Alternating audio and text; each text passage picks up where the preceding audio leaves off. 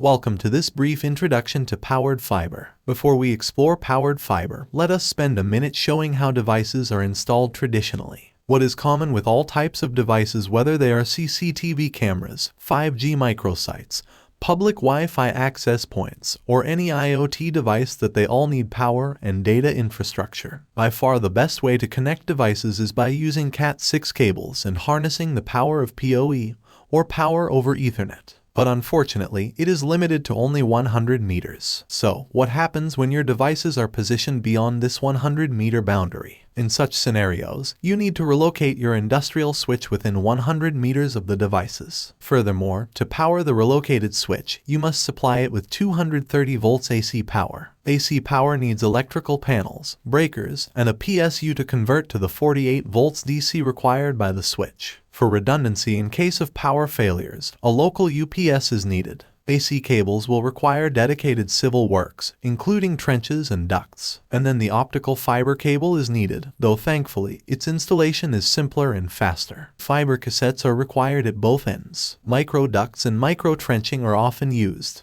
To house all these components, an outdoor cabinet with an IP65 rating is indispensable. Often these cabinets require active cooling systems, which is a potentially weak link due to its susceptibility to failure. Just consider the amount of effort and resources it takes to establish a connection for one location using these traditional methods. So what happens when you have multiple locations to consider? Like before, setting up AC cables would still require dedicated civil works. Additionally, separate trenches are required for the optical fiber cables. It is safe to say that the electrical infrastructure of AC cables and associated civil works is the most expensive, time-consuming, and heavily regulated, which in some cases render the full project unfeasible.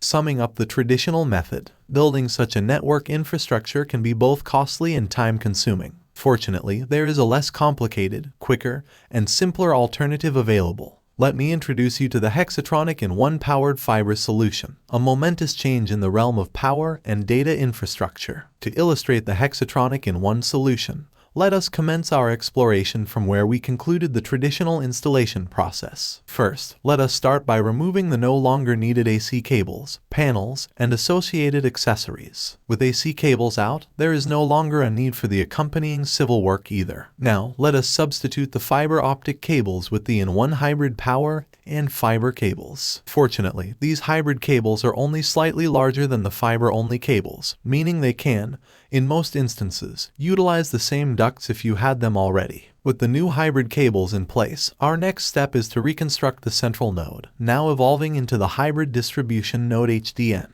Here are the HDN components. Initially, we added the power supply unit, which converts 230 volts AC into 110 volts DC. This output, being under the 120 volts DC threshold, eliminates the need for licensed electricians. Then, we introduce the hybrid optical distribution frame, which combines the DC power with fiber from the core switch into the hybrid in one cable. If needed, this node can also house a centralized UPS, replacing the multiple UPSs from our traditional setup. With the HDN now established, we can proceed to remove all the local PSUs and UPSs. This centralized approach streamlines our power management by replacing all local PSUs and UPSs, simplifying both installation and maintenance tasks. The final transformation sees the large outdoor cabinets replaced by the more compact InOne hybrid access node. This unit, which is IP65 rated, is constructed from cast aluminum, allowing it to dissipate the heat generated by active components. This design also eliminates the need for active cooling, a weak link in our traditional setup as previously noted.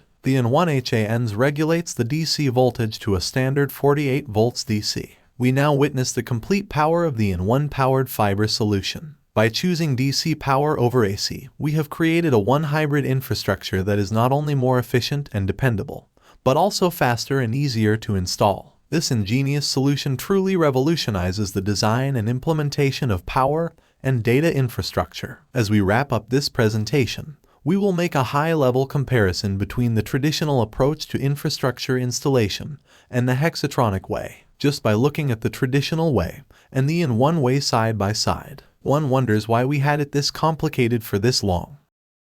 Additional features of the InOne solution that we will not get into detail today are hybrid rings for redundancy, alarms for locating cable cuts and monitoring that can be integrated with your systems. And finally, a great reduction in CO2 emissions makes InOne not only a better technical solution but the right solution. To find out more, visit our page at hexatronic.com/InOne. If you scroll down, you find detailed information and videos. Further down the page, you can book to visit our online showroom and get a full demo. We hope to hear from you soon. Please contact us at InOne@hexatronic.com to find out more.